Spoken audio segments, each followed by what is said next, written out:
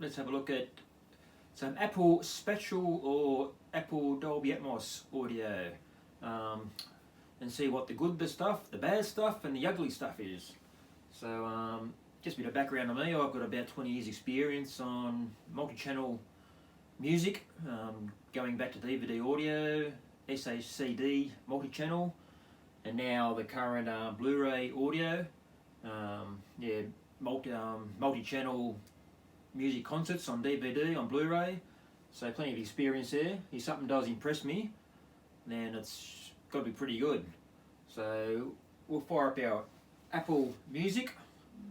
I've made a we have Apple Music. I've made a playlist of what I consider to be the best Atmos audio. I haven't listened to everything, of course. This comes a bit of a collection of stuff I've heard, and yeah, stuff I've read off the internet and other YouTube sites. I've got a bit of a list going.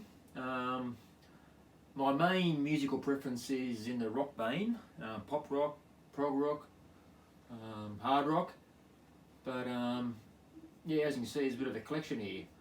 So we'll start off with the Beatles. Abbey Road, they brought out a Blu-ray music surround a while ago, and it sounded pretty awesome.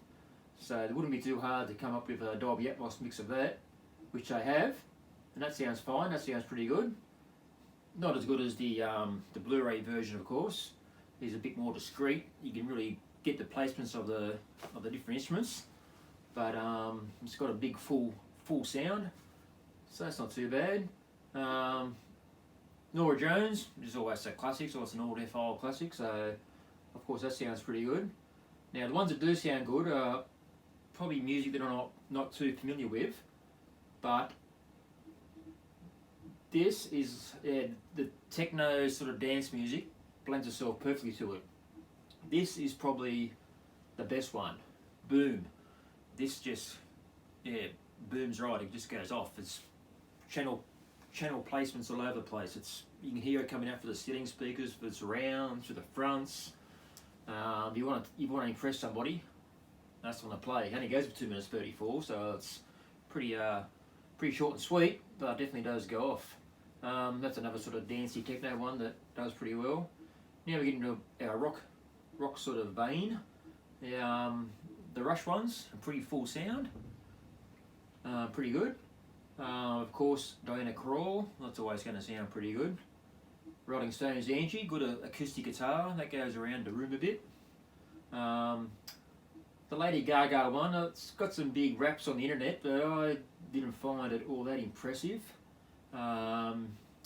Billie Eilish, of course, is good. Bee Gees, Staying Alive, yeah, that's fair. The Gambler, that's not too bad. It's pretty full sound, and more sort of not real discreet, so you don't really get the exact pinpoint placements of the different instruments, but it does surround you. Drive, yeah, that's REM's good, because they brought out some Dolby Atmos Blu-rays a couple of years ago, so that would have been a pretty easy transfer, I think, straight to over to the Apple. Now, of course, Bad Guy is one of the probably better ones. The bass in that is pretty impressive. Bad to the Bone, that's pretty good. That comes in pretty good.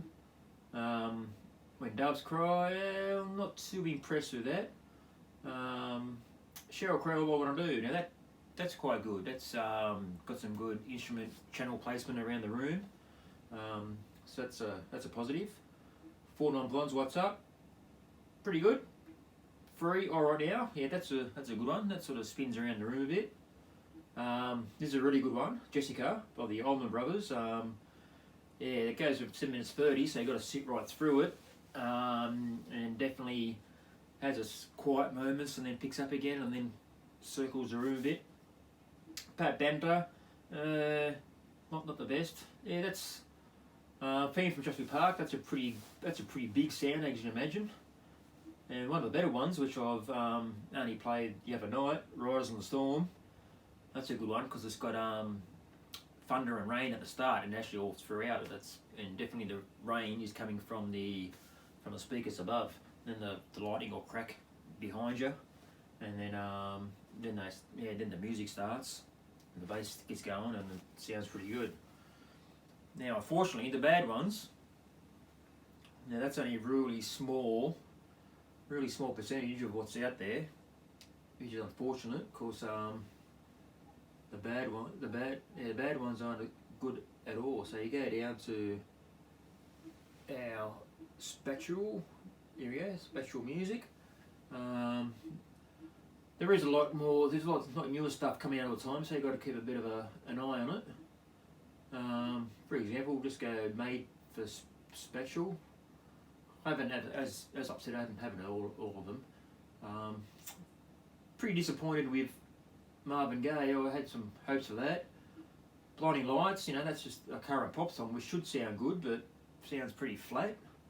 The Beatles, as I said, not too bad. We'll just go up, because I haven't heard all of them, of course.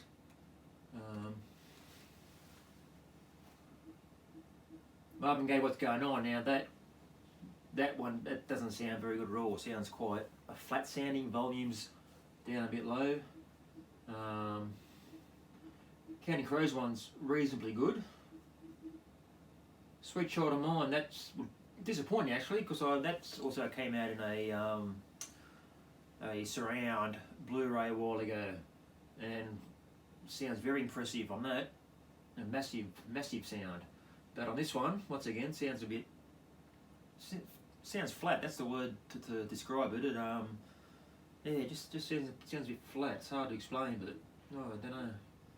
Once again, the Queen, I was pretty disappointed with the Queen ones, because they had brilliant DVDs out probably more than 15 years ago, which sound better than this.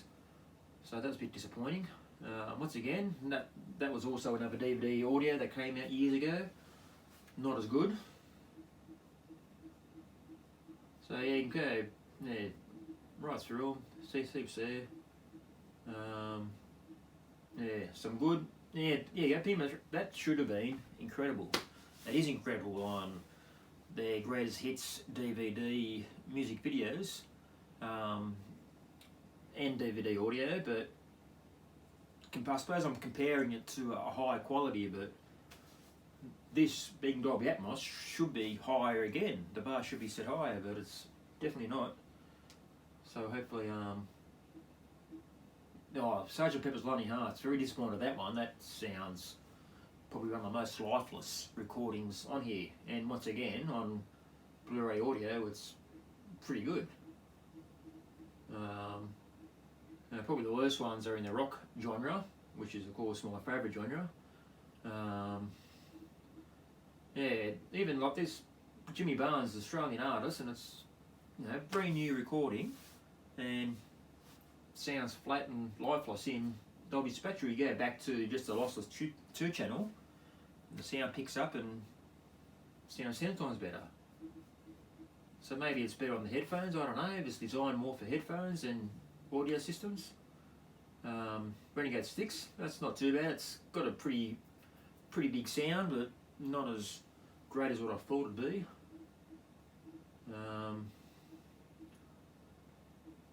I don't know, I think the word maybe sounds a bit, I suppose it is a bit more compressed, because it's got to be streaming, you're getting whatever, 5, 6, 7 channels streaming. It's this now, that should be brilliant. It's not too bad, but once again, they brought out a DVD audio 10, 15 years ago, and sounds heaps better on the DVD audio. I don't know why they just can't transpose it straight over to the Dolby Atmos. Of course, they'd have to add the height channels. And but I'm checking every day or two, and there are new ones coming on. The Eagle's not too bad, but still not as good as all the DVDs they brought out with the surround mixers, the DTX mixers. The Lone Heart, that is actually pretty good. It's got a pretty big full sound. I find the ones that sound good, just the sound's a lot bigger. There's more bass, there's more energy involved, and the ones that aren't so good just seem really flat. So 38 Special, not good. Kiss, very not good, not good at all. Yeah, that one should have been good because that's got yeah, a lot of stuff going on in the song, but no, it wasn't, not too impressive. Just they just sort of sounds like they're mixing with just the same sound in the rear channel, so it's just like a 7 sort of stereo channel thing they've done. That one again, like, you know, a bit of a classic from the late 80s, but yeah, it doesn't sounds flat and lifeless. You go back to, that's the problem, you go back, once you listen to that, then you go back to the 2-channel lossless, and that sounds better. So, yeah.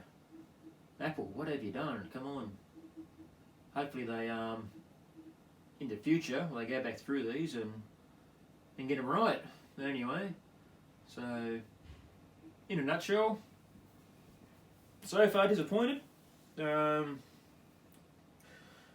good ones can be really good, so they've got the potential there, but yeah, they need to do a lot more work in getting them all to that higher level. So hopefully, time will tell. Well, there's one. That's a new one, for example. That's a new one. So I'm like, after I watch a video, I'll give that one a try and see what they've done there. I'm hoping, which I have found, all the newer ones I find, there is an improvement. So at least that is a positive that they are getting better. So I'll cut a bit of slack, cut Apple a bit of slack. I'm sure they don't really care if I cut them slack or not, but I will. And I'll say, I'll give them a bit more time. I might report back in maybe another 3 to 4 weeks and give them an update. So yeah, subscribe to this channel, and when I do another update, we'll let you know how it goes. See you later.